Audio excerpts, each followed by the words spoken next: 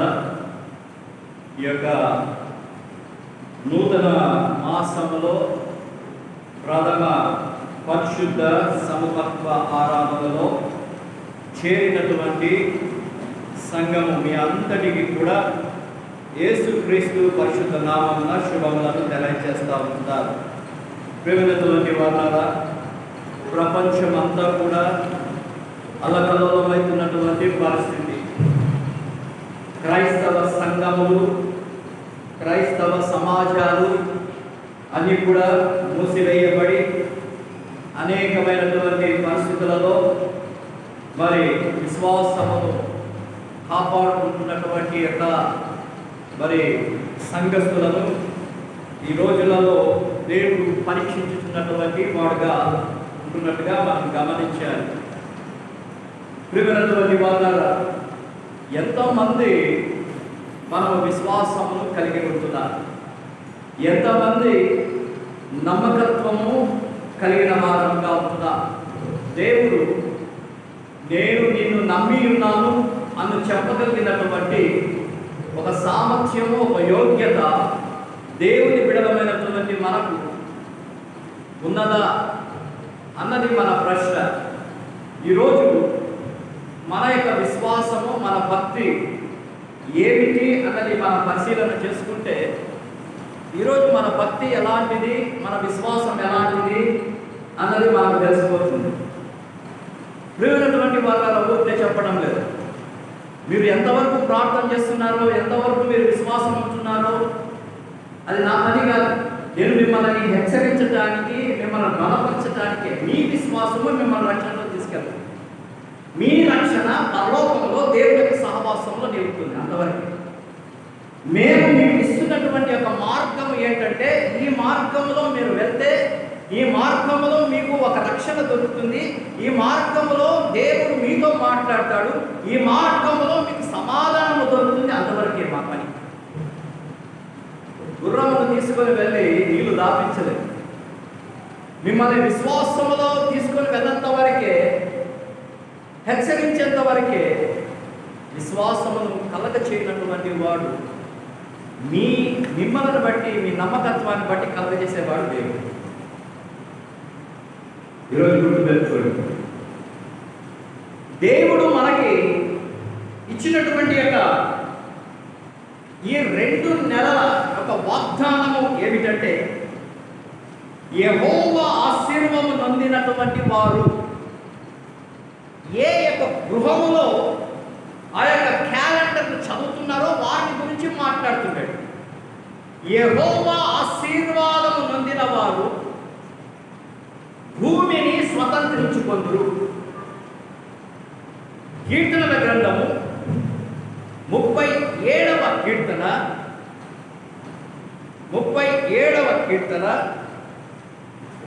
22వ వచనం చదువుదాం.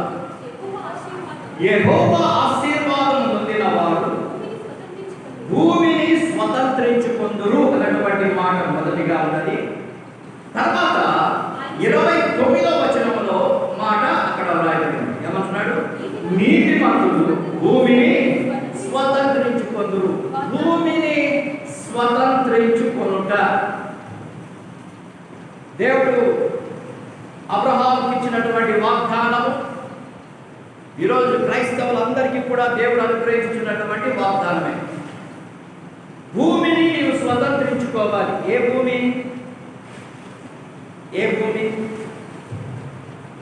హల్లెలూయా. దేవుడు భూమి ఇచ్చాడంటే మీ ఇంటి ముందర ఉండే భూమి, లేకపోతే ఈ ఊరిలో, లేకపోతే మీ పొలాల్లో, లేకపోతే మీ యొక్క మీకు కలిగినటువంటి ప్రాంతంలో ఉన్న భూమిని అనుకుంటున్నారా? పరలోకంలో ఉంచినటువంటి భూమిని మీరు స్వతంత్రించుకోవాలి. యెహోవా ఆశీర్వాదం పొందిన వాడు ఆ భూమిని స్వతంత్రించుకుంటాడు. కాబట్టి ప్రియమైనటువంటి వాళ్ళరా, ఆ భూమిని స్వతంత్రించుకున్న వాడు ఎలా ఉండాలి అంటే ఇక్కడ అంటున్నాడు నీతిమంతులు అంటున్నాడు. ఎవడు నీతిమంతుడు భూమి మీద? ఏమన్నాడు? నీతిమంతుడు ఒక్కడును. మరి నీతిమంతులు స్వతంత్రించుకు వెళ్ళగొట్టారు. నీతిమంతులుగా మారాలి. దేవుడు చెప్పిన ప్రతి మాట తూచా తప్పకుండా మనం ఏం చేయాలంటే అనుసరించాలి. నీతిమంతులు పడిపోతారు, అయినా వాళ్ళు ఎవరైతారు? లేస్తారు. లేయగలిగినటువంటి శక్తి. క్యాంపెల్ హాస్పిటల్లో నేను చాప్లిన్గా పనిచేస్తున్నటువంటి సమయంలో అక్కడ నేను చాప్లిన్ అంటే సూపరింటెండెంట్ తర్వాత నెక్స్ట్ అంత ఆధిక్యత చాప్లిన్కే ఉంటుంది హాస్పిటల్స్. చాప్లిన్గా ఉంటున్నప్పుడు సూపరింటెండెంట్ ఆ ఆఫీసు వచ్చి, అయ్యగారు మన యొక్క హాస్పిటల్ ఫుల్గా నిండాలి, బాగా ప్రార్థన చేయండి. హాస్పిటల్ ఫుల్గా నిండాలి. ఎవడైనా అలా ప్రార్థన చేస్తాడా? ఎప్పుడు హాస్పిటల్స్ ఖాళీ అవుతాయో అప్పుడు దేవుని యొక్క కార్యములు జరుగుతున్నవి అనేది మనం గుర్తుపట్టాలి. లోకులనే వాళ్ళు ఉన్నారు కదా. ఇప్పుడు ఏమైపోయింది? రోగములు విస్తరించుచున్నాయి. అందుకని అంటున్నాడు, నీతిమంతులు ఉన్నటువంటి యొక్క ప్రాంతములు దేవుడి యొక్క నివాసములు. మన నివాసములు ఎవరివి? మనమంతా యెహోవాయే ఈ ఇంటికి అధిపతి, దేవుడే నన్ను నడిపించువాడు, నా అరచేతి, దేవుడి యొక్క అరచేతులలో చెప్పుకున్నటువంటి వాళ్ళం మేమే. చాలా చెప్పుకుంటాం మనం. కానీ ప్రియమైనటువంటి వాళ్ళ నిజంగా అంత నీతి, అంత విశ్వాసం మనం కలిగి ఉన్నాము. నేను ఒక్క మాట చెప్తా ఉన్నాను, ఈ రోజు నుండి మీరు దేవుని పాదములను పట్టుకొని ఏడవండి, ప్రభా నేను నీ ఆలయానికి ప్రతి ఆదివారం వెళ్ళాను. ఆలయం వస్తే ఏదో నేను ఆదివారం గుడికి వస్తాను, ఆదివారం నుంచి వెళ్ళిపోయిన తర్వాత నా పని నాదే, నీ పని నీదే అన్నట్టు ఉండదు. అనుదినం అనుక్షణం నేను చూచుచున్నటువంటి దేవుడు నీ ప్రక్కన నడుస్తున్నాడు. నీ జీవితంలో కంప్లీట్గా ఆయన చూచుచున్నటువంటి వాడిగా ఉంటున్నాడు. నీవు ఎలాంటి వాడవో, ఎలాంటి దానవో దేవుడు పరిశీలనగా ఆయన ప్రత్యక్షంగా చూచుచున్నటువంటి వాడిగా ఉంటున్నాడు. ఎందుకు నేను చెప్తున్నట్టే, కడపరి దినములలో మనం ఉంటున్నాం. మోరియా పర్వతము మీద జరిగినటువంటి యొక్క ఇన్సిడెంట్ బట్టి రాబోయే దినాలలో ఆ మోరియా పర్వతం మీద జరుగుతున్నటువంటి సంఘటనలకు నీవు నేను కూడా అక్కడ ఒక కార్యములకు మనం పాత్రులమై ఉన్నాం. గుర్తుపెట్టుకోండి, ఒక కార్యము అక్కడ జరుగుతుంది. ఆ కార్యములకు నీవు పాత్రుడవు, పాత్రురాలవు.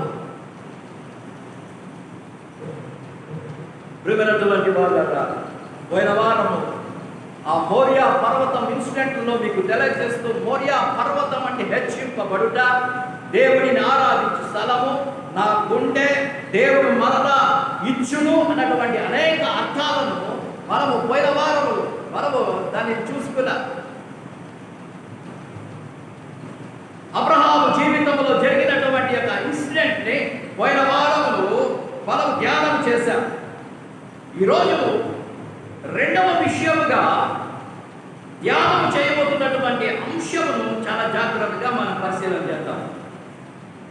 3 విషయాలు పోయిన వారం చెప్పారు. 3 విషయములలో అబ్రహాము ఒకరు, దావీదు ఒకరు, సొలొమోను ఒకరు అని 3 గురించినటువంటి మాటలు చెబుతూ ఒక్కరి గురించినటువంటి ధ్యానమును పోయిన వారంలో మనం చేశారు. ఆ ధ్యానంలో మోరియా పర్వతము మీద ఒక వ్యక్తి యొక్క జీవితాన్ని దేవుడు ఏ రీతిగా పరిశీలన చేయబోతున్నాడో, ఏ రీతిగా వారిని పరీక్షించబోతున్నాడో, ఆ ప్రదేశంలో నీ యొక్క జీవితం ఎలా ఉంటుందో అన్నది దేవుడు చూపుతున్నటువంటి వాడిగా ఉంటుంది. ఇక్కడ దావీదు విషయంలో మనం చూద్దాం. దావీదు దేవుని విషయంలో చిన్ననాటి నుండి కూడా ఎంతో భయభక్తులు కలిగినటువంటి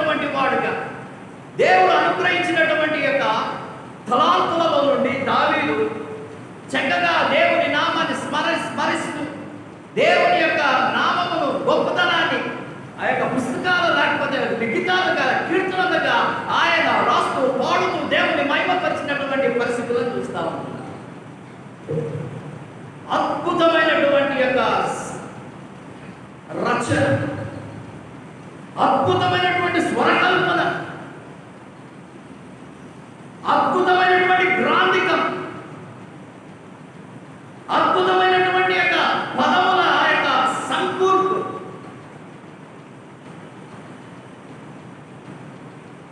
అలాంటి దావీదు దేవుడు తనకిచ్చినటువంటి తలాంతులను దేవుని కొరకే కానీ, తన యొక్క రాజు నిమిత్తమే కానీ, తన యొక్క రాజ్యం నిమిత్తమే కానీ, లేకపోతే ఆ యొక్క ప్రజల నిమిత్తమే కానీ, తనకి ఇష్టము కలిగినటువంటి ఎవరు రాళ్ళ మీద కానీ ఆయన మాటలు రాలే. ఈరోజు యవనస్తులు ఒక యవనరాలు కానీ ఇష్టపడితే ఏం చేస్తారు? కథలు ఎక్కడి నుండి వస్తాయో కానీ, లేకపోతే వాళ్ళు ఆ యొక్క కవిత్వం ఎక్కడి నుండి వస్తుందో కానీ, అబ్బా కుంకాలకి ఆ పుస్తకాలు రాసేస్తారు, పాటలు పాడేస్తారు, సినిమా పాటలను పొందుపరిచి, సినిమా రాగాలను పొందుపరిచి వీళ్ళ ఇవన్నీ పాడేస్తా ఉంటారు. దేవుని బిడ్డలుగా మన అడుగులు ఎప్పుడూ కూడా మహిమకరంగా ఉండాలి. ఇక్కడ దావీదు దేవుని కొరకు తన అడుగు, ప్రతి అడుగు కూడా మహిమకరంగా ఉంచాడు. తాను చేస్తున్నటువంటి క్రియలన్నీ కూడా దేవునిని మెప్పించాలని, దేవుని గణపరచాలని, దేవుని కీర్తించాలని వేరే ఏ థాట్ కూడా భూమి మీద తనకు లేకపోయింది. అక్కడ పశువులను కాసుకుంటూ ఒక ఎత్తైన ప్రదేశంలో కూర్చొని ఆ యొక్క తమ్ములను పట్టుకొని, ఆ స్థానాలను పట్టుకొని దేవుని మహిమపరుచుతున్నటువంటి యొక్క పరిస్థితులను చూస్తాం. ఎంత అద్భుతమైనటువంటి పరిస్థితి! అది చూసినటువంటి యెహోవా దేవుడు దావీదుని ఎంతగానో ఆశీర్వదించినటువంటి పరిస్థితి చూస్తా ఉంటున్నాడు. యథార్థవంతునిగా, దేవుని పట్ల యథార్థవంతునిగా ఉన్నట్టుగా చూస్తాం. దేవుని నామానికి మహిమను తీసుకురావడానికి అనుక్షణం ఆలోచించినటువంటి యొక్క దావీదును బట్టి దేవాది దేవుడు ఎంతగానో సంతోషించాడు. ప్రియమైనటువంటి వాగ్దాన, అలాంటి దావీదు తన 30 సంవత్సరముల యొక్క కాలంలో ఒక రాజుగా తాను అభిషేకించబడటం జరిగింది. 30 ఏళ్ల వాడు యవన కాలంలో ఒక రాజుగా అభిషేకించడం జరిగింది. ప్రియమైనటువంటి వాళ్ళగా యోసేపు రాజుగా లేకపోతే గవర్నర్గా ఎప్పుడు ఏర్పాటు చేయబడ్డాడు? ఎంత వయసు అప్పుడు? యోసేపు 30 సంవత్సరాలే. ఆదికాండం 41 నుండి 46 అధ్యాయాలు కానీ మీరు చూస్తే అక్కడ 30 సంవత్సరాల వయసులో యోసేపు కూడా మరి ఒక గవర్నర్గా తాను మరి పట్టాభిషక్తులైనట్టుగా చూస్తాం. యెహెజ్కేలు కూడా 30 సంవత్సరముల ప్రాయంలో దేవుని చేతిలో అతడు బలముగా వాడబడినటువంటి వాడు, దేవుని చేత పిలవబడినటువంటి వాడుగా మనం చూస్తాం. యెహెజ్కేలు 1వ అధ్యాయం 3 వచనాలు చూస్తే అక్కడ తెలిస్తే, లూకా సువార్త 3వ అధ్యాయం 23లో చూస్తే యేసు ప్రభువు కూడా 30 సంవత్సరముల ప్రాయంలో దేవుని యొక్క పరిచర్య నిమిత్తమై అతడు వచ్చినట్టుగా మనం చూస్తాం.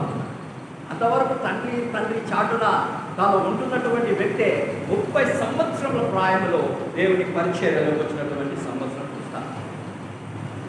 దీన్ని బాగా అర్థం చేసుకోవాలి. 30 సంవత్సరములు అని చాలా ప్రత్యేకమైనటువంటి సంవత్సరం. 30 అనేది చాలా ప్రత్యేకతను బైబిల్లో సంతరించుకుంది.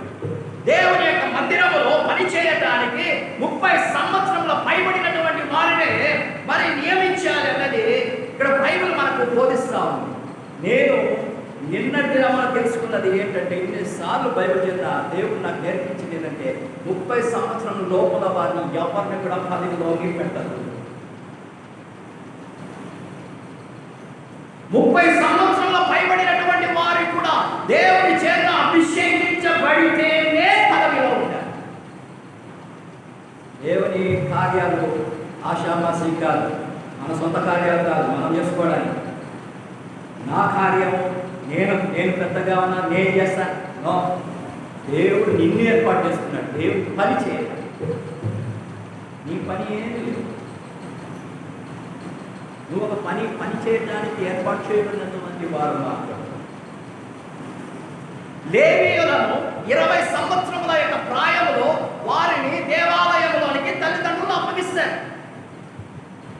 20 సంవత్సరముల నుండి వారికి 30 సంవత్సరముల వరకు లేవీయులను ఈ యొక్క ఆలయంలో ప్రతి పని 10 సంవత్సరాలు వారు నేర్చుకోవాలి.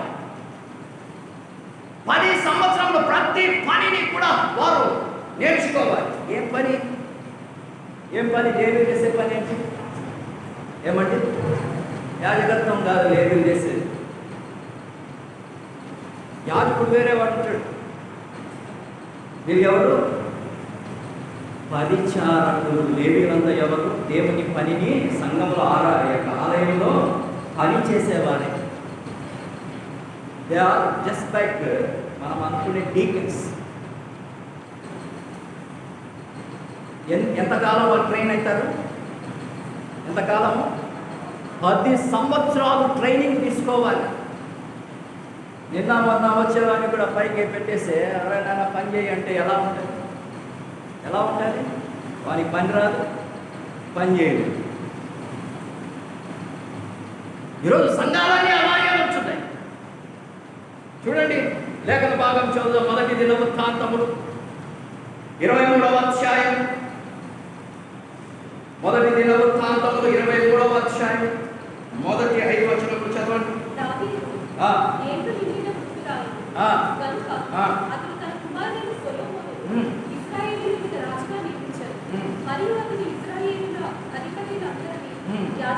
యాజకులను లేవీయులను సమకూర్చండి. ఇక్కడ యాజకులు ఎవరు? లేవీయులు.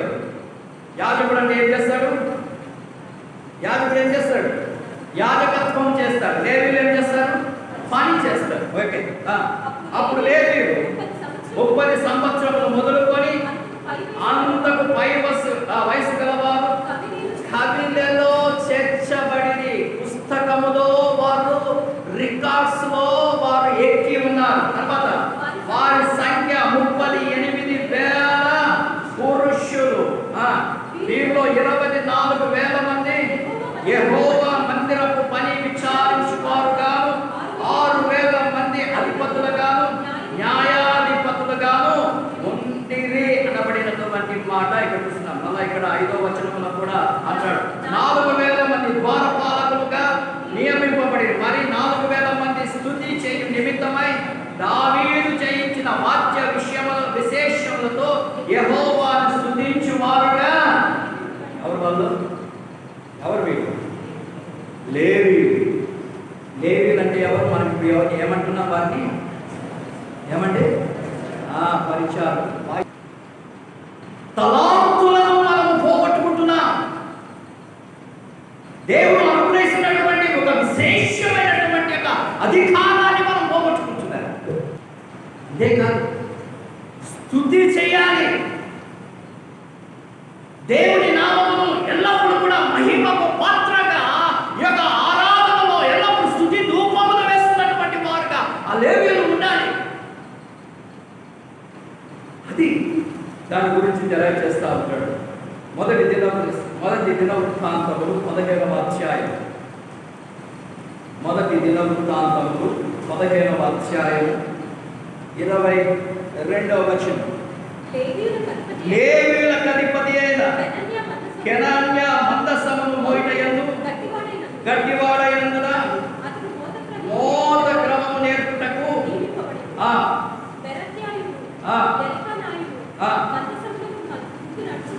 వీళ్ళంతా ఏం చేస్తున్నారు? దేవుని యొక్క కార్యములను చేయనటువంటి వారు. 26వ వచనం నుండి చూద్దాం. 26 యెహోవా నిబంధన మందసము మోయు లేవీయులకు దేవుడు సహాయము చేయగా వారు 7 కోడలను 7 గొర్రె పొట్టేలను బలులుగా అర్పించిరి. దావీదును మందసమును మోయు లేవీయులందరూ పాటకుల పనికి విచారణకర్తయు కెనన్యాను సున్నపునారతో నేయబడిన వస్త్రములు ధరించుకొని ఉండి దావీదును సన్నపునారతో నేయబడిన ఉండేను అనబడినటువంటి మాట ఇక్కడ చూస్తా ఉంటా. ప్రేమినటువంటి వాళ్ళ ఇక్కడ అంతా మనం గమనించాలి. 20 సంవత్సరముల భయపడినటువంటి వారందరూ కూడా ఏ ఏ పనులు చెయ్యాలో ఇక్కడ క్లియర్గా ఇక్కడ తెలియజేస్తాం.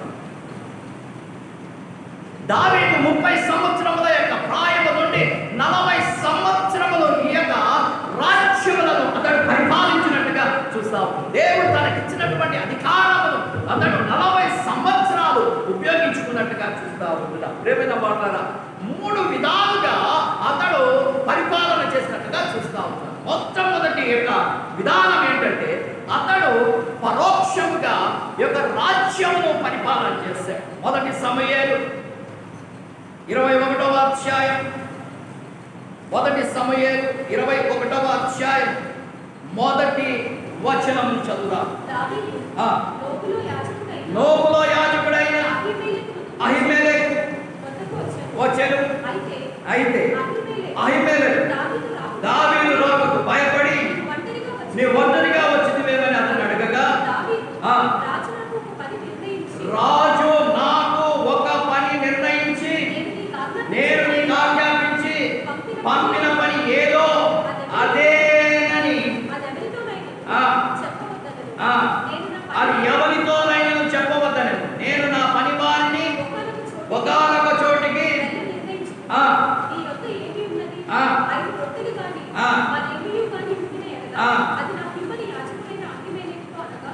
చాలు. ప్రేమటువంటి వాళ్ళ గుర్తు పెట్టుకోండి. ఇక్కడ క్లియర్గా ఇక్కడ తెలియదు. సమూయేలు ప్రవక్త చేత అభిషేకము పొందినటువంటి ఒక పరిస్థితిని ఇక్కడ చూస్తా ఉన్నాం.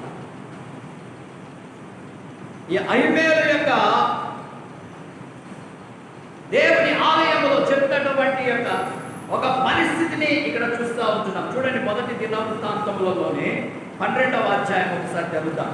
12వ అధ్యాయము 8వ వచనమును చూడండి.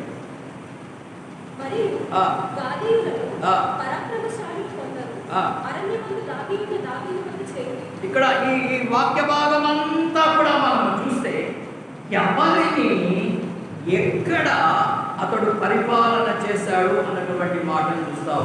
ఆఖరి 22వ వచనం, దావీదు దండు దేవుని సైన్యము వలె మహాసైన్యం అన్నారు. అన్నట్టు ప్రతి దినమున అతనికి సహాయం చేయువారు అతని యొద్దకు వచ్చుచుండిరి.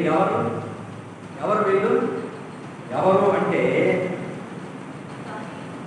దావీదు దగ్గర ఏర్పరచబడినటువంటి లేకపోతే సౌలుకు వ్యతిరేకంగా ఉండినటువంటి వారందరూ కూడా దావీదు దగ్గర, సౌలు చంపుతాడని భయపడి పారిపోయినటువంటి వారందరూ కూడా దావీదు దగ్గర వచ్చారు. సౌలు దగ్గర ఎందుకు భయపడ్డారంటే ఆ యొక్క గొల్యాతును చంపిన తరువాత మరి సౌలు 1000 మందిని, దావీదు 10,000 మందిని చంపారని ఎవరైతే నినాదం చేశారో వారందరినీ కూడా సౌలు గుర్తు పెట్టుకున్నాడు. ఈరోజు టీవీని చూస్తా అంటే నాకు అర్థమవుతుంది. ఆ రోజులు ఎలా గుర్తు పెట్టుకున్నారో నాకైతే తెలియదు. కానీ ఈ రోజుల్లో సీసీ కెమెరాల ద్వారా ఎవడెవడు గవర్నమెంట్ వ్యతిరేకంగా పనిచేస్తున్నాడో, ఎవడెవడు అజిటేషన్ చేస్తున్నాడో ఇవన్నీ టీవీల ద్వారా మరి తెలుసుకుంటారు. లేదంటే ఇంటెలిజెన్స్ రిపోర్ట్ ద్వారా వాడు ఫలానా వాడని అది తెలుసుకొని వారి మీద యాక్షన్ తీసుకోవడం అని చూస్తున్నారు. కానీ ఇక్కడ గమనించారు, రథం మీద వెళ్తున్నటువంటి పరిస్థితులలో సౌలు 1000 మందిని, దావీదు 10,000 మందిని ఆయన చంపాడని ఒక నినాదం అది చేయటము చూసినప్పుడు దావీదులో కోపం వచ్చింది.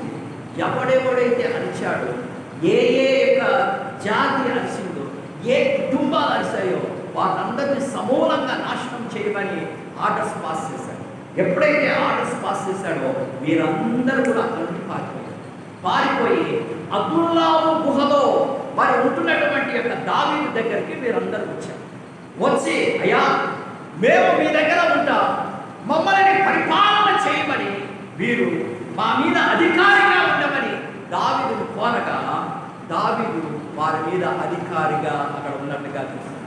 సమూయేలు ప్రవక్త అక్కడ మరి అభిషేకమును దావీదుకు చేసినప్పటికీ రాజ్యమును స్వతంత్రించుకోవడానికి రాలేకపోయినప్పటికీ అదుల్లాము గుహలో ఉండి ఈ యొక్క కుటుంబాల మీద రాజుగా ఉండి వారిని నడిపించినటువంటి నాయకుడు అన్నట్టు చూస్తాం.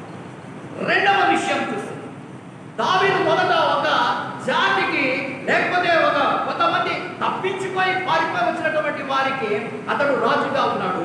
రెండవది తన సొంత వారికి అతడు రాజుగా ఉన్నట్టుగా మనం చూస్తూ ఉంటున్నాం. రెండవ సమూయేలు గ్రంథం 2వ సమూయేలు 5వ అధ్యాయం 2వ సమూయేలు 5వ అధ్యాయము 1వ వచనము నుండి చూద్దాం. చూడండి.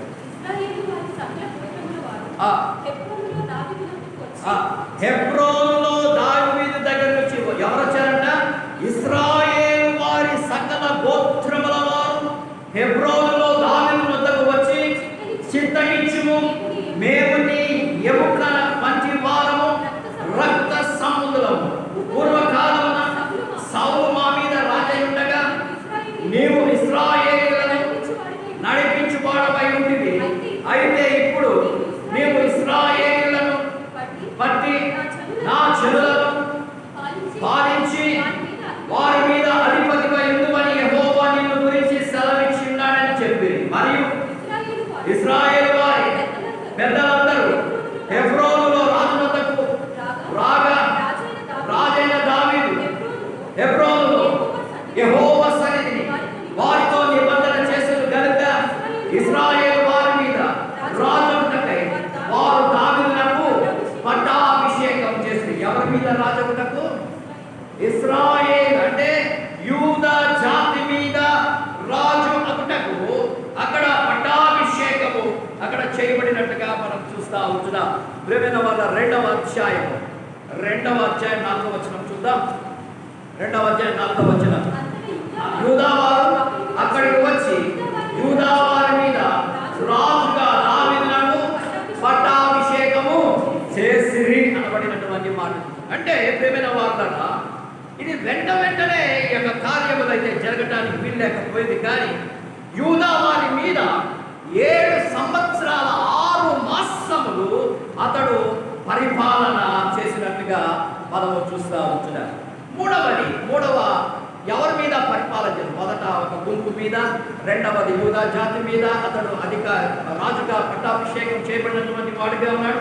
ఇప్పుడు ఆ యొక్క రాజ్యమంతా కూడా సర్వత్ర రాజ్యమంతా కూడా అంటే సంపూర్ణ రాజ్య పరిపాలన అతడు చేసినట్టుగా చూస్తూ ఉంటాం. దావీదు యెరూషలేములో ఏలిన లేకపోతే రాజ్యము అన్నది మనం ఇక్కడ చూడాలి. ప్రారంభంలో గుహలో ఉంటే ఏలాడు. రెండవది హెబ్రోనులో నుండి ఒక గోత్రముపై అతడు పరిపాలన చేశాడు. మూడవది యూదులందరికీ కనపడినట్టుగా యెరూషలేములో ఇశ్రాయేలు యొక్క 12 గోత్రముల వారి మీద అతడు రాజుగా నియమింపబడినట్టుగా ఇక్కడ చూస్తూ ఉంటున్నాం. బాగానే ఉంది, అంత బాగా ఉంది. కొద్దిమంది ఒక జాతి తర్వాత అందరి మీద 12 గోత్రముల మీద అతడు రాజుగా అయ్యాడు. ఎప్పుడైతే ఇతడు 12 గోత్రముల మీద రాజు అయ్యాడో ఇతనిలో ఒక అహం పెరిగింది, గర్వం వచ్చేసింది. ఏమీ లేని దేవుడు యథార్థవంతుడు. జాగ్రత్తగా గుర్తుపెట్టుకోండి, యథార్థవంతుడు. చిన్నగా ఒక గుహలో ఉన్నప్పుడు ఒక 40 కుటుంబాల మీద అతడు రాజుగా పెట్టినప్పుడు చక్కగా వారిని నడిపించాడు. తర్వాత యూదా జాతి తన సొంత వారు వచ్చి మాకు కూడా నీవు రాజుగా ఉండు, హెబ్రోనులో రాజుగా ఉండు అని పట్టాభిషేకం చేసినప్పుడు కొంత సంతోషించాడు. ఆ 40 కుటుంబాలకు ఇక్కడ ఉన్నటువంటి హెబ్రోనులో ఉన్నటువంటి వారందరి మీద రాజుగా ఉండి సంతోషించాడు. ఎప్పుడైతే ఈ 12 గోత్రముల మీద అంటే ఒక సంపూర్ణమైనటువంటి అధికారము ఆధిపత్యము వచ్చిందో గర్వం వచ్చేసింది. నేను అంతవరకు దేవుడు దేవుడు దేవుడు అన్నవాడు ఇప్పుడు ఏమైపోయినాడు? నేను అనడం ప్రారంభించాను. నేను నా రాజ్యంలో నా ఆధిపత్యత కింద ఎంత జనాంగం ఉన్నది, ఎంతమంది ప్రజలు ఉన్నారు అని అక్కడ ఏమంటున్నాడంటే తన దగ్గర ఉన్నటువంటి సైన్యాధిపతికి లెక్క పెట్టమని అతడు ఏం చేస్తున్నాడు, ఆజ్ఞాపిస్తున్నటువంటి వాడిగా చూస్తాం. 2వ సమూయేలు 24వ అధ్యాయం 1వ వచనం నుండి చూద్దాం. ఇంకొక మారు యెహోవా కోపము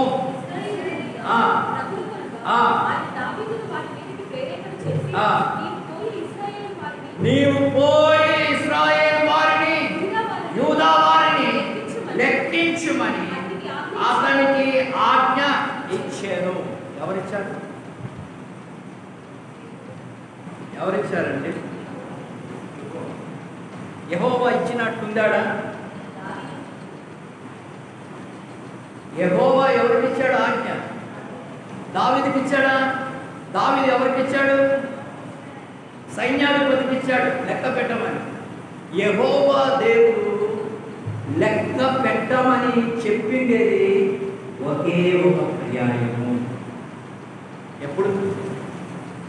ఇశ్రాయేలు ప్రజలు ఐగుప్తు చెర నుండి బయటికి వచ్చిన తర్వాత ఆ యొక్క అరణ్య ప్రాంతంలో వారు ప్రయాణమై వెళ్తున్నప్పుడు ఎంతమంది చనిపోయారో, ఎంతమంది వారు వచ్చారో, ఆ కానానులోనికి ప్రవేశించిన తర్వాత అప్పుడు దేవుడు చెప్తాడు లెక్క పెట్టు ఎంతమంది ఉన్నారు. అది ఒకేసారి దేవుడు ఆ లెక్క పెట్టమని చెప్పినటువంటి సందర్భంలో ఒక కార్యం చేయాలి. ఏంటి ఆ కార్యం అంటే, దేవుడు చెప్పినప్పుడు ఎవరైతే లెక్క పెట్టుచున్నటువంటి సందర్భంలో ఒక్కొక్కరు ఒక్కొక్క తులము వెండిని తీసుకొని వచ్చి దేవుని ఆలయంలో పెట్టి తమ పేరుని నమోదు చేసుకుంటారు. ఇది చెయ్యకపోతే దేవుడు వారి మీద శాపమును విధిస్తాడు. ఆ మాట ఆ యొక్క యోవాబు అనబడినటువంటి తన సైన్యాధిపతి దావీదుతో మాట్లాడుతున్నాడు. అయ్యా, ఇది నీ ఉద్దేశం కాదు, యెహోవా చెప్పలేదు. ఇది అపవాది చేత నిన్ను పరీక్షించడానికి యెహోవా ప్రేరేపించినది. ఒకవేళ నీవు ఈ రీతిగా ఉన్నట్లయితే నీవు ఇంతకంటే 1000 రెట్లు నీవు ఎక్కువ చేయగలిగిన సామర్థ్యత నీకు ఉన్నది, కాబట్టి దీని జోలికి వెళ్ళద్దు అని. అపవాది చూడండి, 1 దినవృత్తాంతములు 21వ అధ్యాయము 1 దినవృత్తాంతములు 21వ అధ్యాయము 1వ వచనం. సాతాను ఇశ్రాయేలుకు విరోధముగా సాతాను ఇశ్రాయేలుకు విరోధముగా లేచి ఇశ్రాయేలును లెక్కించుటకు దావీదు ఇక్కడ ఏముంది? 24:1 ఏముంది? 2వ సమూయేలు 24:1 ఏముంది? యెహోవా కోపం ఇశ్రాయేలు మీద రగులుకొనగా ఆయన దావీదును వారి మీదికి ప్రేరేపణ చేసి నీవు పోయి ఇశ్రాయేలు వారిని యూదా వారిని లెక్కించమని అతనికి ఆజ్ఞాపించాడు. దీని అర్థం ఏంటంటే, దేవుడు దావీదును శోధించటానికి అపవాదికి ఆజ్ఞాపిస్తాడు. అపవాది ఈ యొక్క ఆజ్ఞను శిరస వహించి దేవుని పని చేశాడు. అపవాది యొక్క ఆజ్ఞకు దావీదు లొంగిపోయాడు. దేవుడు డైరెక్ట్ గా యోవాబుతో చెప్తున్నటువంటి మాట దావీదు వినడం లేదు. ఈరోజు క్రైస్తవ సంఘము, క్రైస్తవ కుటుంబాలన్నీ కూడా ఈ రీతిగా దేవుడే మనకు బోధిస్తున్నాడు, దేవుడే చెప్తున్నాడని ఏ రీతిగా అపవాది శోధిస్తున్నాడో ఆ శోధనకు పడిపోతున్నటువంటి యొక్క జనాంగము చాలా మంది. యోబుని శోధించేది ఎవరు? దేవుడా అపవాది? ఎవరి ద్వారా? దేవుడు సెలవిస్తేనే అపవాది యోబుని శోధించాడు. లేకపోతే యోబుని శోధించడానికి అపవాదికి శక్తి లేదు, సామర్థ్యత లేదు. అయ్యా, నేను యోబుని శోధించాలంటే నీ పథకంలో ఉన్నాడు కదా, నీ భద్రతలో ఉన్నాడు కదా, నీ రక్షణలో ఉన్నాడు కదా, ఆ భద్రత తొలగించు, నేను శోధిస్తాను. ప్రియమైనటువంటి వారులారా, ఆ రీతిగా ఇక్కడ దావీదును శోధించాడు. యోబు శోధించినప్పుడు అపవాది యోబును యోబు తట్టుకొని నిలబడ్డాడు, దేవుని మహిమకరంగా ఉన్నాడు. ఇక్కడ దావీదును శోధించిన వెంటనే దావీదు పడిపోయాడు. చిన్ననాటి నుండి యథార్థముగా దేవుని యొక్క భయభక్తులో పెరిగి రాజు అయినా కూడా దేవుడు దేవుడు దేవుడు దేవుడు దేవుడు అన్నటువంటి ఆ యొక్క దావీదు అపవాది శోధనకు పడిపోయాడు. మనమెంత ఆలోచన చేయాలి. ఈరోజు నేను దేవుడు అపవాది గాని శోధిస్తే నీ పరిస్థితి ఏంటి? దావీదు లాంటి వాడే పడిపోయాడే. భూమిన వారులాగా ఇక్కడ అంటున్నాడు చూడండి, 2వ వచనంలో చూడండి, 2వ సమూయేలు 24:2 చదువు. అందుకు రాజు జనసంఖ్య ఎంతైనది నాకు తెలియగలందులకై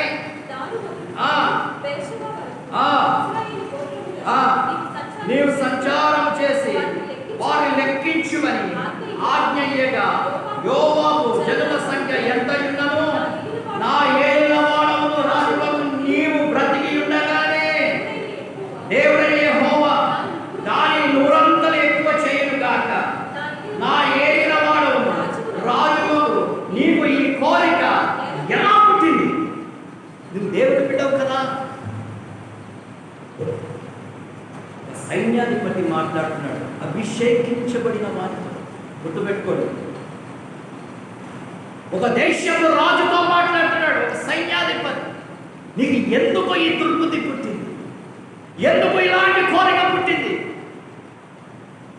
దేవుడు ఆజ్ఞ ఇవ్వలేదు కదా, అపవాదిస్తున్నాడు ఈ ఆజ్ఞ. నువ్వు ఎందుకు శోధనలో పడిపోతావు? బాగానే ఉన్నావు కదా, హెబ్రోనులో ఉన్నంత వరకు బాగానే ఉన్నావు కదా. ఈ 12 గోత్రముల మీద రాజు అయ్యేలోపల ఎందుకు నీకు ఇలాంటి పరిస్థితి వచ్చింది? ప్రేమినటువంటి వారు యోవాబు మాట వినలేదు, కానీ ఆజ్ఞ అక్కడ జారీ చేస్తున్నటువంటి వాడు కాదు. ఏమంటున్నాడు యోవాబు 4వ వచనం, ఆయనను రాజు యోవాబునకు సైన్యాధిపతులకు గట్టిగా ఆజ్ఞ ఇచ్చి ఉండుట చేత యోవాబు సైన్యాధిపతులను ఇశ్రాయేలు సంఖ్య చూచుటకై రాజు సముఖము నుండి బయలువెళ్ళి యోర్దాను నది దాటి యెజెరు తట్టున గాదు లోయ జనులు పట్టణ కుడి పశ్చిమమున అరోయేరులో దిగి అక్కడ నుండి అతడు ఈ యొక్క లెక్కించడం అన్నది అతడు ప్రారంభం చేసినట్టుగా చూస్తాం. ప్రేమైన వారులారా, లెక్క పెట్టిన వెంటనే నీవు దేవుని యొక్క సముఖములో ఆ కవిలలో నీవు ఉండాలి అంటే, జాగ్రత్తగా వినండి, దేవుని యొక్క కవిలలో నీవు ఉండాలి అంటే దేవుడు ఒక విషయంలో దేవుడు చెప్పినది, నువ్వు పేదవాడు గాను ధనికుడు గాను 1 తులము వెండి తెచ్చి దేవుని ఆలయంలో పెట్టి నీ పేరు నమోదు చేసుకుని దేవుడు కృతజ్ఞత చెప్పచ్చు. అది దేవుని యొక్క గ్రంథములో మనం ఉండటానికి ఒక ఆనవాయితీగా దేవుడు ఆ రోజు పెట్టినటువంటి పరిస్థితి. కానీ ఇక్కడ అంటున్నాడు 10వ వచనంలో చూడండి, 10వ వచనం, జనసంఖ్య చూచినందుకై దావీదు మనసు కొట్టుకొనగా నేను చేసిన పని వలన గొప్ప పాపము కట్టుకొంటిని, నేను ఎంత అవివేకినై దాని చేసి తిని యెహోవా నన్ను కరుణించి నీ దాసుడైన నా దోషమును పరిహరింపుమని యెహోవాతో మనవి చేయగా. ఏంటి అతడు చేసినటువంటి పాపము? ఏంటి పాపము? ఏమండి, లెక్క పెట్టమన్నాడు, బాగానే ఉంది. ఏమైనా దేవుని దగ్గర నుండి ఈ మనుషుల దగ్గర నుండి ఏమైనా తీసుకున్నాడా? కృతజ్ఞతగా చెప్పాడా? ఏం చేయదు. అది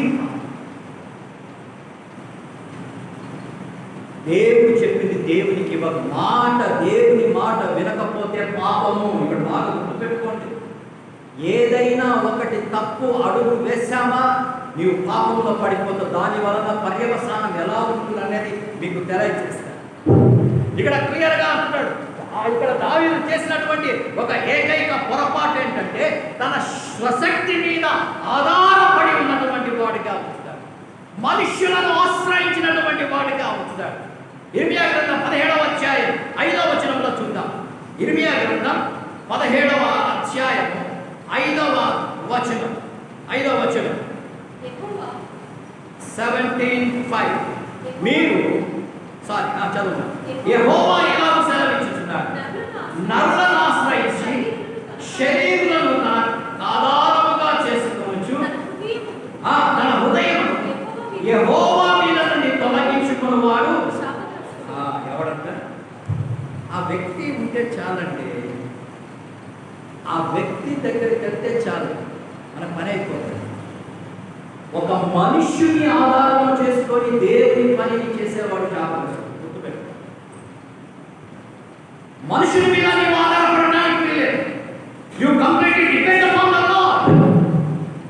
దేవుని మీద నువ్వు సమస్తము నీవు ఆధారపడాలి. దేవుని కాకుండా ఆ వ్యక్తి, ఈ వ్యక్తి, ఫలానా వ్యక్తి అని నువ్వు అన్నావా, నువ్వు శాపగ్రస్తురాలవే. గుర్తుపెట్టుకోండి ప్రియమైన వారు, నేను చెప్పే మాట కాదు కదా. మళ్ళొకసారి చదవండి ఆ మాట, మళ్ళొకసారి చదవండి. యెహోవా ఇలాగ సెలవిచ్చుచున్నాడు. ఎవరు చెప్తున్నారు ఈ మాట? దేవుడు సెలవిస్తున్నాడు. నరులను ఆశ్రయించి అంటే ఒక మనుషుని ఆశ్రయించి, శరీరులను అంటే ఒక మనుషులను తనకు ఆధారముగా చేసుకొనొచ్చు, తన హృదయమును యెహోవా మీద నుండి తొలగించుకొనువాడు తన స్వకార్యములు నేనేనా. జాగ్రత్త ప్రేమైన వాళ్ళ, నేను ఊరినే చెప్పట్లేదు ఈ మాటలని. You are nothing in front of the lord.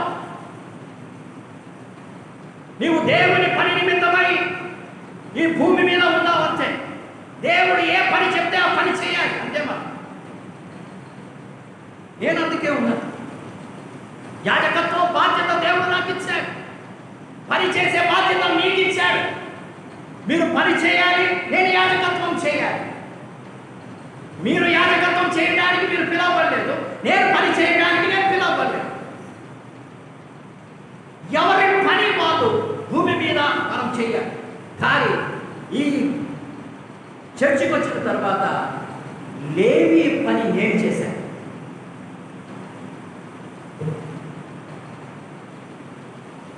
మీ పనులన్నీ నేను చేస్తున్నాను, కూర్చున్నాను, తుడుస్తున్నాను, కడుగుతున్నాను. మీరు చేయవలసిన పని ఎంత సిగ్గు కదా. దేవుడు మిమ్మల్ని చూసి ఆశీర్వదించారు. సంఘము ఎదగాలి, సంఘము ఆశీర్వదించబడాలి, సంఘము అభివృద్ధి చెందాలి, మంచిదే. But you are not doing your work. దేవుడు మనకి ఏ పని చెప్తే ఆ పనిని మనం చేయాలి. ఇక్కడ చెప్పని పని దావీదు చేసి అక్కడ ఉన్నటువంటి ప్రజలందరి మీదకి తెగులును తీసుకొని వచ్చినటువంటి వాడు. ఒక్కడు చేసినటువంటి పాపముకి ఆ యొక్క 12 గోత్రముల వారికి దేవుడు శాపనార్థాలు తీసుకొని వచ్చినటువంటి పరిస్థితిని చూస్తాం. ప్రియమైనటువంటి వారు చూడండి, 24:12వ వచనంలో చూద్దాం. 12వ వచనంలో చూద్దాం. నీవు పోయి దావీదుతో ఇట్లను, యెహోవా సెలవిచ్చినదేమనగా 3 విషయములను నీ ఎదుట పెట్టుచున్నాను, వాటిలో ఒకదానిని నీవు కోరుకొని నేనది నీ మీదకి రప్పించదు. ఏదంట? 3 విషయాలు. పాపం చేశావు కదా, 3 విషయాలు నువ్వు ఏదో ఒకటి. శిక్ష ఖరారండి, శిక్ష మాత్రం ఖచ్చితం. 3 ఏదో ఒకటి నువ్వు తీసుకో. తర్వాత ఏమంటున్నాడు? కావున దావీదు వద్దకు వచ్చి ఇట్ల సంగతి తెలియజెప్పాడు. నీవు నీ దేశమందు, చూడండి మొదటి శిక్ష, నీవు నీ దేశమందు 7 సంవత్సరముల కరువు కలుగుటకు ఒప్పుకొందువా. మొదటిది ఏంటి శిక్ష? ఎన్ని సంవత్సరాలు? ఎవరి వలన? దావీదు వలన చేసిన పాపానికి ఎన్ని సంవత్సరాలంట? 7 సంవత్సరాలు తిండి ఉండదు, నీళ్లు ఉండదు. జాగ్రత్తగా గమనించండి. ఒక్కడు చేసిన పాపమునకు 7 సంవత్సరములు తిండి ఉండదు, నీళ్లు ఉండవు. నీకే కాదు, నీ యొక్క కుటుంబాలకే కాదు, నీ యొక్క పశుపక్షాదులకే కాదు, నీకు ఉన్నటువంటి ప్రజానికందరికీ కూడా 12 గోత్రముల వారి 12 రాజ్యముల మీదకి అక్కడ శిక్ష ఉంది. తర్వాత నిన్ను తరుముచున్న నీ శత్రువుల ఎదుట నిలవలేక నీవు 3 నెలలు ఏమైపోతావు? పారిపోతావు. రెండవది, నీ శత్రువుల ఎదుట నుండి 3 నెలలు నువ్వు పారిపోతావు. రెండవ శిక్ష. నెమ్మది ఉండదు. శత్రువు వస్తానంటే ఇక పారిపోవాలి. ఆడ ఎవడైనా మనం ఏదైనా మనం ఒకటికి అప్పు తీసుకుందామంటే అప్పులోడు వస్తాడు, అమ్మాయిడు అడుగుతాడంటే ఇంకొక సందు చూసుకుంటాం. లేకపోతే ఏదైనా కార్యం ఉంటే ఇంకొక ఇది అలాంటి పరిస్థితి. తర్వాత ఏమంటున్నాడు? 3వది, నీ దేశమందు 3 దినములు తెగులు రేగుటకు ఒప్పుకొందువా? ఆలోచన చేసి నన్ను పంపిన వానికి సెలవీయవలసిన ఉత్తరము నిశ్చయించి తెలియచెప్పమని చెప్తున్నాడు. 3వది ఏమంటున్నాడు? 3 దినాలు ఏమొస్తుందంట? తెగులు. ఇదే గుర్తుపెట్టుకోండి. ఇలాంటి తెగులు వస్తే ఏమవుతుందో ఒకసారి ఆలోచించి. ఇక్కడ దావీదు ఒక గొప్ప చిక్కులో పడ్డాడు. కరువు వస్తే రాజ్యాలు పాడైపోయి రాజ్యాలన్నీ వెళ్ళిపోతాయి. రెండవది, శత్రువుల ఎదుట పడితే నన్నే చంపేస్తారు, ఒక భయం. 3వది, 3 దినాల యొక్క తెగులు వస్తే జనమంతా కూడా నాశనం అయిపోతున్నటువంటి యొక్క భయంలో ఉంచుతాడు. ప్రియమైన వార్లారా, భయపడినటువంటి యొక్క దావీదు దేవుని యొక్క పాదముల మీద పడి అక్కడ ఏడుస్తున్నాడు. 14వ వచనం. అందుకు దావీదు, నాకేమీ తోచదు, నాకు ఏమీ కూడా తెలియడం లేదు, ఏ చేయాలో కూడా నాకు తోచకుండా. తర్వాత అంటున్నాడు, నేను గొప్ప చిక్కుల్లో ఉన్నాను. యెహోవా బహువాత్సల్యత గలవాడు కనుక మనుషుని చేతిలో పడకుండా యెహోవా చేతిలోనే పడుతును కాక అని గాలుతో చెప్తా ఉంటున్నాడు. చూడండి ప్రియమైన వార్లారా, ఇక్కడ బుద్ధి వచ్చినటువంటి పరిస్థితి చూస్తాం. అంతవరకు నేను నా మనుషులు, ఆ మనిషి చేస్తాడు, ఆమె చేస్తాది, ఆ వ్యక్తి చేస్తాడు, ఆ నరుడు చేస్తాడు అన్నటువంటి యొక్క దావీదు ఇప్పుడు ఏమంటున్నాడు? ఎవరి చేతుల్లో పడాలంటున్నాడు? యెహోవా చేతుల్లోనే మంచిది. క్షమించే దేవుడు. అప్పుడు క్షమించే దేవుడు కనపలేదా?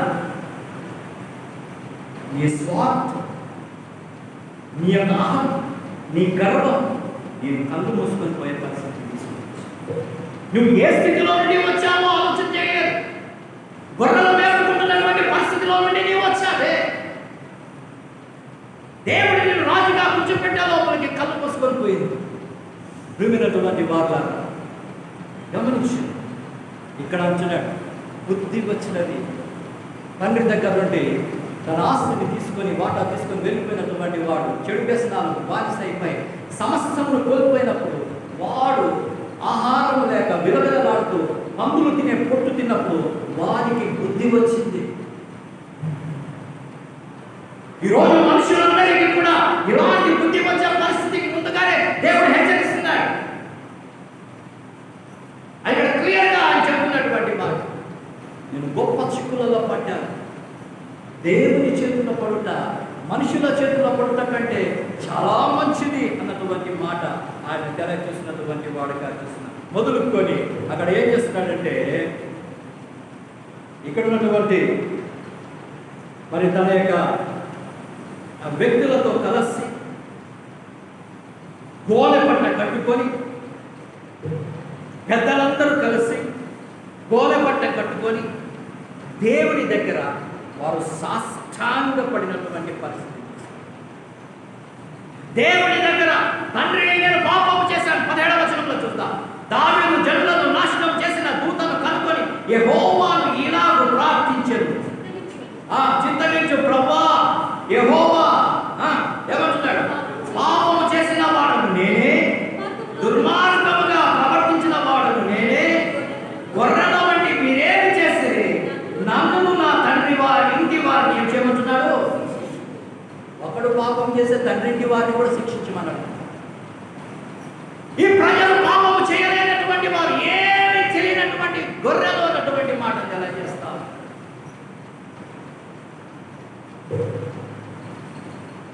ఒక విషయం మీకు చెప్తాను.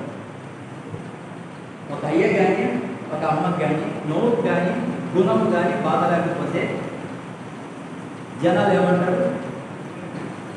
ఆవిడ నోట్లో నోరు పెడతారు, ఆవిడ వారి నోట్లో ఎదురు అంటారా?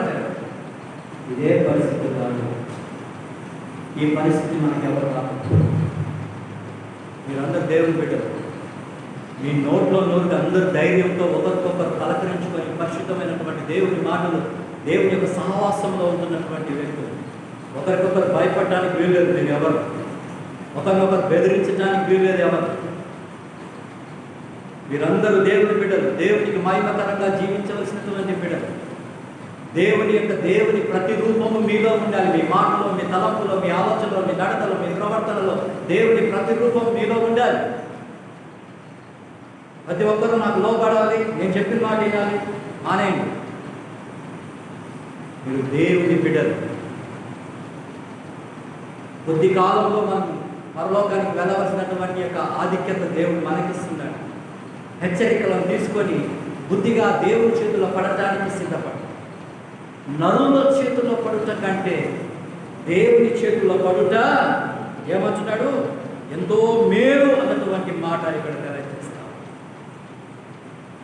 ఒకరి పాపం వలన కలిగినటువంటి ఫలితము ఇక్కడ మనం గమనించినట్లయితే చూడండి ఏం చేస్తా ఉన్నాడు. 70,000 మంది 15వ వచనం చూడండి. 15వ వచనం. అందుకు యెహోవా ఇశ్రాయేలు మీద తెగులు రప్పించగా ఆ దినము మొదలు ఉదయం మొదలుకొని సమాజ కూటపు వేల వరకు జరుగుతుండేను. అందుచేత దాని నుండి బెర్షెబా వరకు ఎంతమంది? 70,000 మంది ఏమైపోయినారు? దూతకు దేవుడు ఆజ్ఞాపించాడు. దూత ఖడ్గము పట్టుకొని 70,000 మందిని కూచపోత కోసం. కారణం ఏంటంటే తెగులుకు దావీదు మొక్క చూపాడు. 3 రోజుల తెగులు. ఒక్క రోజునే 70,000 మంది చచ్చిపోయే లోపలికి యెహోవా దేవునికి కలవరం వచ్చేసి, దేవునికే కలవరం వచ్చేసి. చూడండి 16వ వచనముల ద్వారా, అయితే దూత యెరూషలేము పైన హస్తము చాపి నాశనము చేయబడినప్పుడు యెహోవా ఆ కీడును చూచి సంతాపం ఉంది. అంతే చాలు. దూతతో అంటున్నాడు చాలు కాదు. తర్వాత ఏమంటున్నాడు? నీ చెయ్యి తీయమని జనులను నాశనం చేయి దూతకు వద్దయ్యా ఆయన చాలు. ఒక్కడు పాపం వలన 70,000 మంది చచ్చిపోయారు. ఎవడో కనిపెట్టినాడు ఈ కరోనా, ఒక్కడు కనిపెట్టినాడు. ఎవడో వాడు మాత్రం ప్రపంచంలో ఉన్నటువంటి వాళ్ళందరినీ చెప్పేశారు. ఎంతమందికి ఉందో ఎంతమందికి లేదో ఏం తెలియదు. ఇక్కడ దేవుడు చూసి చాలయ్యా చాలు, సంతాపం వచ్చేసింది. పరివర్తన రాలేదు ఇక్కడ జనాలు. కానీ వారి వల్ల శిక్ష అందరికీ వస్తుంది. ఒక మాట చెప్తాను, నీ కుటుంబంలో నువ్వు పెద్దగా ఉండి నీవు తప్పు చేసావా, నీ కుటుంబానికి నువ్వు నాశనకారిగా ఉన్నావు. గుర్తుపెట్టుకో. ఏ తప్పు అయినా కూడా నీ పిల్లల మీద 7 రెట్లుగా 7 తరాలు నీ కుటుంబం మీద శాపం ఉంటుంది. ఏం చెప్పే మాట కదా, వాక్యం అంటుంది. కాబట్టి నువ్వు ఏ మాత్రం ఆశీర్వాదకరంగా ఉంటే 11 తరాలుగా దేవుడు అంటాడు నేను నేను ఆశీర్వదిస్తాను. ఈరోజు మనం ఆశీర్వాదాలకు మాత్రమే మనం పాత్రలుగా ఉంటాం. శాపనార్థాలకు మనం పాత్రలుగా ఉండటానికి వీల్లేదు. యెహోవా ఈ విపత్తులు చూసి పశ్చాత్తాపం కదిలిపోయినటువంటి పరిస్థితి. ఆపయ్యా చావు, ఆపు, ఇంతమంది చావటం ఇంకా చాలు. ఆ సమయంలో ఇక్కడ మరి తెలియచేసినటువంటి విషయం చూస్తూ ఉంటున్నారు. చూడండి ప్రియమైనటువంటి వాళ్ళ యోవాబుతో దావీదు దేవుడు మాట్లాడుతున్నాడు. వర్ణాలు అనబడినటువంటి ఒక కళ్ళం ఉంది. ఆ కళ్ళములోనికి వెళ్ళి ఆ యెబూసీయుడైనటువంటి వర్ణాలు కళ్ళములోనికి వెళ్ళి బలిపీఠమును కట్టించి అక్కడ బలి అర్పణ చేయమని అక్కడ దేవుడు ఆజ్ఞాపిస్తాడు.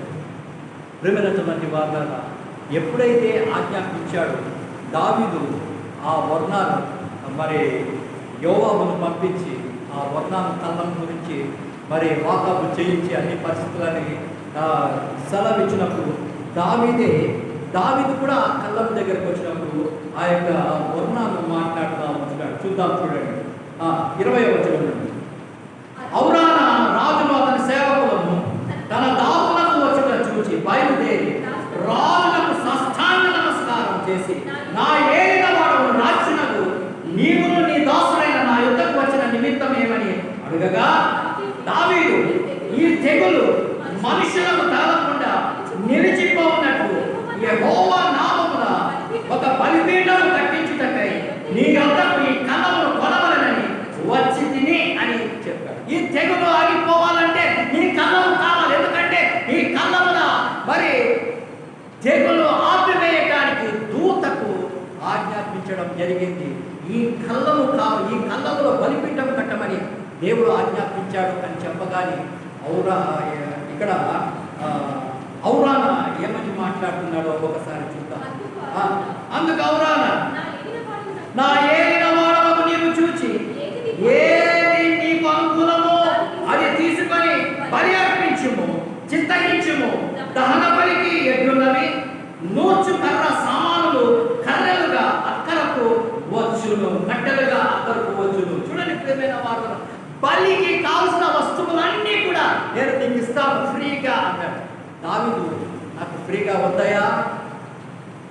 ఇదో నేను వెలాయించి నేను దేవునికి ఇది నేను బలి అర్పించాను. ఈరోజు చాలా మంది ఏం చేస్తున్నారంటే ఫ్రీగా వస్తే దాన్ని తీసుకోవడానికి ప్రయత్నం చేస్తారు. దేవునికి ఇవ్వడానికి ఏది ఫ్రీగా తీసుకో, దేవునికి ఇష్టం లేదు. కొంతమంది ఏం చేస్తారంటే ఆలయాలకు నీకు ఫ్రీగా ఇస్తానయ్యా కట్టేసుకో.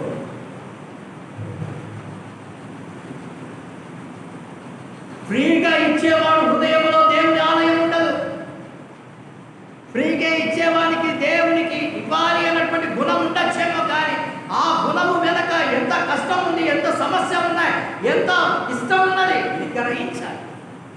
అందుకని దావీదు ఏమంటున్నాడంటే, నాకేదో వస్తాయా ఫ్రీగా, నీ కష్టం నాకొద్దు. ఇక్కడ ఏమంటున్నాడు 24, రాజు, నేను అలాగా తీసుకోను, వెల ఇచ్చి నీ యొద్ద పొందును, వెల ఇయ్యక నేను తీసుకొనిన దానిని నా దేవుడైన యెహోవాకు దహన బలిగా అర్పించనని ఔరానుతో చెప్పి ఆ కళ్ళమును ఎంత కొన్నాడంట? 50 తులముల వెండికి అతడు కొన్నాడు. 50 తులముల వెండికి కొని అతడు ఏం చేస్తున్నాడంటే అక్కడ బలిపీఠమును కట్టి అక్కడ ఏం చేస్తున్నాడు, మరి బలిని అర్పించుతున్నటువంటి ఒక చూస్తాం, పరిస్థితిని చూస్తాం. యెహోవాకు బలి అర్పించాడు.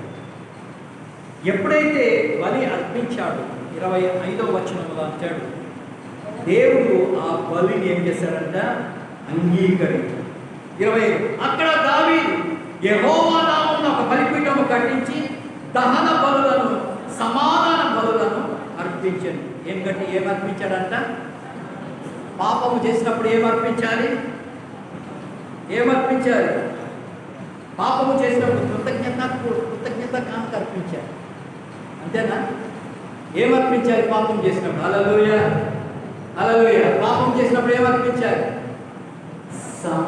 దేవునితో సమాధాన అర్పణ. నీవు పాపము చేశావా? ప్రభువా, నేను పాపం చేసి నీకు కృతజ్ఞత కానుకిస్తున్నాను. దేవుడు నీ కానుక అక్కడే ఉంటుంది. ఒకవేళ ఉంటే ఆ ట్రెజరర్ ఏం చేస్తాడు? తీసుకుని బ్యాంకులో పడేస్తాడు. అంతే, అక్కడ ఉంటుంది, ఇక్కడ ఉంటుంది, లేకపోతే అక్కడ ఉంటుంది. దేవుడు ఎప్పుడు దాన్ని స్వీకరించేది. నీ కానుకను దేవుడు స్వీకరించాడు. నీ కానుకను స్వీకరించాలంటే నీవు దేవునితో సమాధానంగా ఉండాలి. ఒక వ్యక్తులుగా, ఒక మానవులుగా మనము ఇతర వ్యక్తి నాకు పడకపోయినప్పుడు ఆ వ్యక్తి దగ్గర తీసుకున్నటువంటి ఒక పైసలు కానీ లేకపోతే ఆ వ్యక్తికి ఏదైనా అవసరం ఉంటే పోయి ఆ వ్యక్తి నీకు పడదు అన్నప్పుడు నువ్వు ఏదైనా ఆ వ్యక్తికి సహాయం చేయాలంటే ఆ వ్యక్తి ఏమంటాడు? నేను అడుక్కునేవాడిని, నాకు ఇస్తున్నావా? నీకు ఎలా కనిపిస్తా ఉన్నాను? అనేకమైనటువంటి మాటలు మానవులు మాట్లాడతారు. ప్రియమైన వారు గుర్తుపెట్టుకుంటారు, ఒక మానవుడే నీ యొక్క సహాయతను కోరుకోవడం లేదు. ఈరోజు దేవుడు నీవు సమాధాన పడకపోతే ఆ కానుకను ఏ విధంగా దేవుడు స్వీకరిస్తాడు? ఆలోచించి దేవుడికి నీవు సమాధానకరమైనటువంటి స్థితిలో, ప్రభువా నన్ను క్షమించు, నాతో సమాధానపడు, ఇదిగో నాతో సమాధానపడు, ఈ యొక్క కానుకను నీవు స్వీకరించు. ఆ రీతిగా ప్రార్థన దహన బలులను సమాధాన బలులను అర్పించను. యెహోవా దేశము కొరకు చేయబడిన విజ్ఞాపనలను ఆలకింపగా ఆ తెగులు ఏమైపోయింది? ఆగి ఇశ్రాయేలును విడిచిపోయింది. ఈరోజు దేశము కొరకు ఎంతమంది ప్రార్థన చేస్తారు? హల్లెలూయా! ఎంతమంది ప్రార్థన చేస్తున్నారు? దేశం కొరకు ఎంతమంది ప్రార్థన? హల్లెలూయా అంటే చేతులు ఎత్తారు. దేశం కొరకు ప్రార్థన చేసే వాళ్ళు చేతులు ఎత్తారు. అందరు తెచ్చండి. దేశం కొరకు ప్రార్థన చేసే వాళ్ళు చేతులు ఎత్తారు. మీరు సమాధాన పడే చేస్తున్నారా ప్రార్థన? సమాధాన పడే ప్రార్థన చేస్తున్నారా? మీరు సమాధాన పడి ప్రార్థన చేయకపోతే మీ ప్రార్థన వినడు. గుర్తుపెట్టుకోండి. నీవు దేశము కొరకు ప్రార్థన చేయాలంటే మొదట దేవునితో నీవు సమాధాన పడ, అప్పుడే నీ ప్రార్థన ఆలకిస్తాడు. ఈ తెగులు ఆగిపోవాలి. ఎవరు చేసిన ప్రార్థన వలన తెగులు ఆగిపోయింది? ఎవరు చేసిన బలి వలన తెగులు ఆగిపోయింది? ఎవరు? ఎందుకు ఈ తెగులు వచ్చింది భూమి మీద? పాపం చేసినప్పుడు ఎవరు ప్రార్థన చేసి ఆగిపోయింది? దావీదు ఒక్కడేనా? ఎవరు చేశారు అక్కడ? వారి సైన్యాధిపతులు కూడా అక్కడ ఉండి ఒక్కరు ప్రార్థన చేసేది కాదు.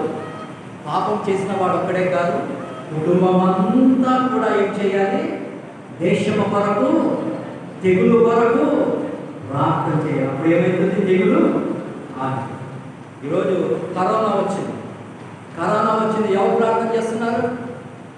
కరోనా గురించి దేశంలో ప్రభా కరోనాతో మమ్మల్ని మా కుటుంబం చుట్టూ రక్తం వేసి కంచె వేసి భద్రపరచు. అంతేనా? ఆ ప్రార్థన చాలా.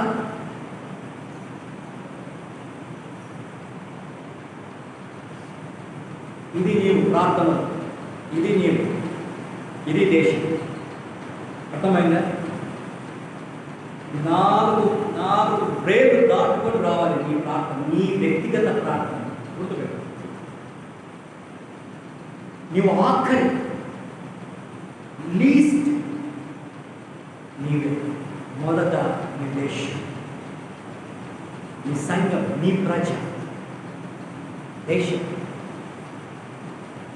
కాబట్టి ప్రపంచం నిమిత్తమైన ప్రార్థించే అప్పుడే ఆ యొక్క తెగులు అనేది ఆగిపోతుంది. దేవుడు తెగుల్ని ఆపేస్తాడు. ప్రేమైన వాగ్దానం, ఈ వర్ణాలు కళ్ళమే ఎందుకు దేవుడు ఎంచుకున్నాడని ఆలోచన చేస్తే, కళ్ళములో ఏం చేయబడతారు? కళ్ళములో ధాన్యం తీసుకొని ఎక్కడ పెడతారు? కళ్ళములో వేస్తారు. కళ్ళములో వేసిన తర్వాత ఏం చేస్తారు? పశువుల చేత త్రొక్క చేస్తారు. త్రొక్కిన తర్వాత ఏం చేస్తారు? పొట్టుని రాలుస్తారు. అట్టి పొట్టు అంతా కూడా మళ్ళీ ఏం చేస్తాడు? సాయంత్రం అయ్యే లోపలికి దాటంతా ఏం చేస్తాడు? తూర్పాలు పడతాడు. తూర్పును పట్టినప్పుడు ఏమవుతుంది? శ్రేష్టమైన గింజలన్నీ బయటికి వస్తాయి. సో ప్రభువునకు అతి శ్రేష్టమైనటువంటి బిడ్డలుగా మారటానికి ప్రతి వారు కూడా ఈ కళ్ళము అనుభవంలోనికి మరి రావలసి ఉన్నది. కళ్ళములో దుల్లగొట్టబడినటువంటి వారుగా మనం ఉంటాం. ప్రేమిన వారు, విశ్వాసంలో ఉన్నటువంటి చెత్త అంతా పోవాలి. విశ్వాసంలో ఉన్నటువంటి పొట్టు అంతా పోవాలి. విశ్వాసంలో ఉన్నటువంటి అహంకారం అంతా పోవాలి. అప్పుడే దేవుడిని మరి ఆరాధించగలము. అప్పుడే ఆ మోరియా అనుభవంలోనికి వస్తాం, కళ్ళము అనుభవంలోనికి వస్తాం. అప్పుడే నీ యొక్క మనము దేవుడు స్వీకరించినటువంటి వాడు. ప్రతిఫలం అక్కడ నుండి ప్రార్థన. అక్కడ నువ్వు ఏదైతే చేస్తున్నావో ప్రార్థన, ఆ ప్రార్థనకు జవాబు అన్నది అక్కడ. కాబట్టి ప్రియమైనటువంటి వార్త దావీదు జీవితంలో మనం గమనించినప్పుడు దేవుడు మొదటి దేవుడు దేవుడు దేవుడు దేవుడు దేవుడు నా దేవుడు, నా రక్షకుడు, నా యెహోవా, నా తండ్రి. అయ్యా, నేను నిద్రలో కూడా నేను నిన్నే స్తుతిస్తున్నాను. నిన్ను స్తుతించకపోతే నాకు కష్టము, నాకు శాపము. నాకు నీ యొక్క వాక్యము దొరికితే నాకు మెదడు దొరికినట్టుగానే ఉన్నది. ఇన్ని చెప్పినోడు ఏం చేస్తున్నాడు? ఏం చేస్తాడు? స్వార్థం వచ్చేసి అహం, గర్వం. ప్రేమిన వాళ్ళ గర్వించబడినటువంటి వాడు తన నాశనానికి తాగిపోయి గుర్తుపెట్టాడు.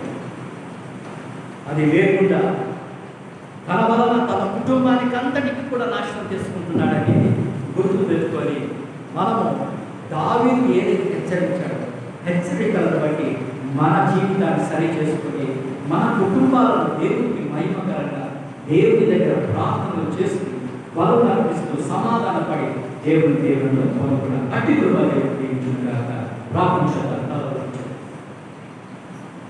ప్రేమ నమ్మకం కలిగినటువంటి మా ప్రియ పరలోకపు తండ్రి, పరిశుద్ధమైనటువంటి మీ యొక్క ఘనమైనటువంటి నామమును స్తుతించడానికి ఇచ్చినటువంటి సమయాన్ని బట్టి వందనాలు. ప్రత్యేకముగా ప్రభా నాయనా ఒక అద్భుతమైనటువంటి యొక్క వర్తమానం మోరియా పర్వతం మీద జరిగినటువంటి సంఘటనల ద్వారా నా తండ్రి దేవా, అయ్యా దావీదు జీవితంలో నాయన మీకు ఇచ్చినటువంటి ప్రాధాన్యతను నా తండ్రి దేవా ఎప్పుడైతే తను ఒక రాజుగా తను పట్టాభిషేకుడు అయ్యాడు, ఆ సమయంలో తన లోకంలో ఉన్నటువంటి తన ఘనతను, తన ఔదార్యాలను, తన యొక్క పరిస్థితులను నాయన అహమును తను చూపించుకుంటాడు. తద్వారా భూమి మీద నా తండ్రి నీకు వ్యతిరేకంగా జీవించాడు కాబట్టి శాపములను మీ నుండి పొందుతున్నారు. నిజమే ప్రభా, దైవజ్ఞానటువంటి తండ్రి యోబాబుతో మాట్లాడి అద్భుతమైనటువంటి యొక్క దావీదును తిరిగి ఆయన తీసుకుని రావాలని ఇదిగో ప్రభా, నీ దాసుని ద్వారా మీరు మాట్లాడినటువంటి మాటలు నీ బిడ్డలను ప్రకటించారు ప్రభా. నీ బిడ్డలను తిరిగి ప్రభా కళ్ళంలోనికి నడిపించారు. సమాధానకరమైనటువంటి స్థితిలో ప్రార్థన చేసి ఇదిగో తండ్రి దేవా కళ్ళం అనుభవంలోనికి వాళ్ళు తీసుకుంటున్నాడు. పొట్టుని దుర్లభమైనటువంటి నా తండ్రి దేవా వారి జీవితంలో ఉన్నటువంటి ప్రతిదీ కూడా నీకు వ్యతిరేకంగా ఉన్న ప్రతిదీ కూడా కానిచ్చారు. మంచి గీతలు వారిని ఆశీర్వదించారు. ఎత్తబడినటువంటి వాక్కుల దేవుడికి ఫలించారు. మంచి ఫలితాలను ప్రార్థనలు పొందుకొని మీకు కృతజ్ఞత చెల్లించగలిగినటువంటి కృపలను అనుగ్రహించేది మా ప్రభువా రక్షకుడైన యేసు పరిశుద్ధ నామమున ప్రార్థించి వేడుకొనుచున్నాము మా పరమ తండ్రి. ఆమేన్.